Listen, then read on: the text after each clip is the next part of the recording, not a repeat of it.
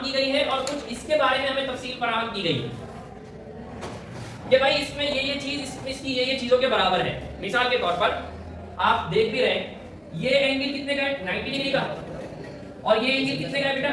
90 degree का। इसका मतलब ये हुआ कि एंगल बी एंगल ई के बराबर है, एंगल बी एंगल ई के बराबर है।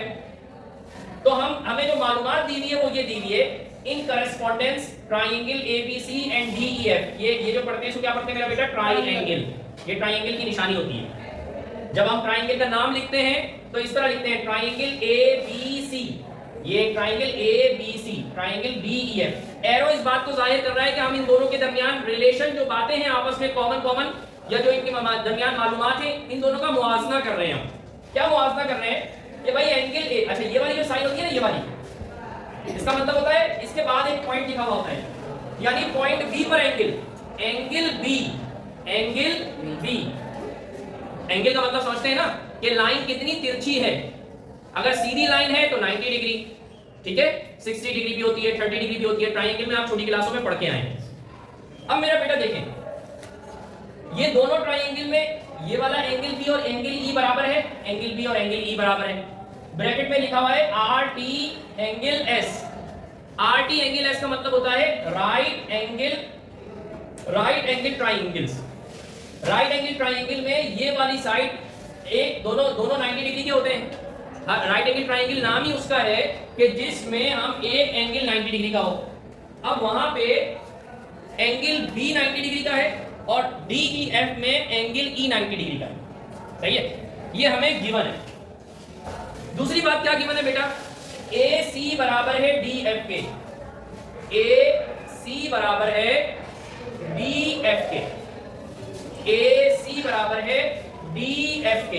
बेटा राइट एंगल ट्राइंगल की जो 90 डिग्री के सामने वाली साइड है ना, इस सामने वाली साइड को हम कहते हैं हाइपोटेन्यूज। क्या कहते हैं मेरा बेटा? हाइपोटेन्यूज। हाइपोटेन्यूज को उर्दू में कहते हैं, बताएगा वितर बोलेंगे ना।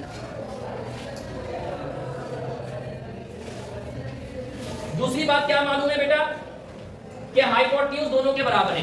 दो बातें मालूम हुई, एक तो एंगल बराबर है दोनों के। इस वाले घर में भी इसी जगह पे खिड़की बनी हुई है, इस वाले घर में भी इसी जगह पे खिड़की बनी हुई है। ट्राइंगल एबीसी में भी एक एंगल 90 डिग्री का है, ट्राइंगल डीईएफ में भी एक एंगल 90 डिग्री का है।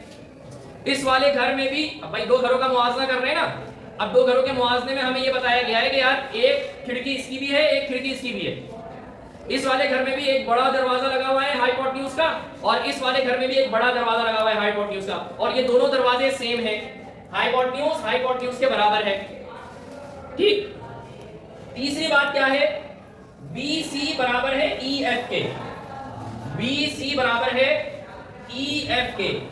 ये जो 90 डिग्री वाली लाइन है ना, एक तो लाइन सीधी है यानी 90 डिग्री पर है, ये बताया हुआ है। एक है जो खिड़की, एक ये बताया हुआ है कि खिड़की है 90 डिग्री है, एक ये बताया हुआ है कि खिड़की वाली जो दीवार है ना वो भी बिल्कुल दोनों की बराबर है। दो घर हैं जिसमें दोनों पर खिड़की है, दोनों के दरवाजे सेम हैं और खिड़की वाली दीवार भी सेम है। क्या कहेंगे? दोनों घर बराबर होंगे?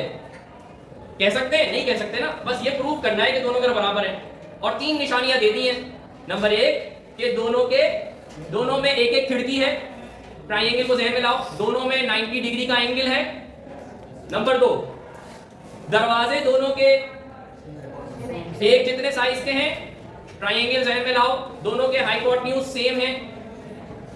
तीसरी बात, खिड़की की जो दीवार है वो बराबर है। ट्राइंगल ज़हन में लेकर आओ कि 90 डिग्री की जो लाइन है वो सेम है, वो बराबर है। अब ये तीन चीजें अगर दो घरों के बारे में बता दी, ये तीन चीजें अगर आपको दो ट्राइंगल के बारे में बता दी, तो ये प्रूव करना है कि दोनों घर बराबर एक जैसे हैं, दोनों घर बराबर हैं, दोनों घर 120 गज के हैं। एक बच्चा दूसरे बच्चे से बात कर रहा है, कह रहा है कि पता है हमारे घर में भी एक खिड़की है, बोले हमारे घर में भी एक खिड़की है, बोले पता है हमारे घर में एक बड़ा सा दरवाजा है इतने साइज का, बोले हमारे घर में भी इतने बड़े साइज का दरवाजा है। तीसरी बात ये की उसने कि भाई पता है खिड़की की दीवार इतनी बड़ी है, लेकिन हमारे घर में भी इतनी बड़ी है।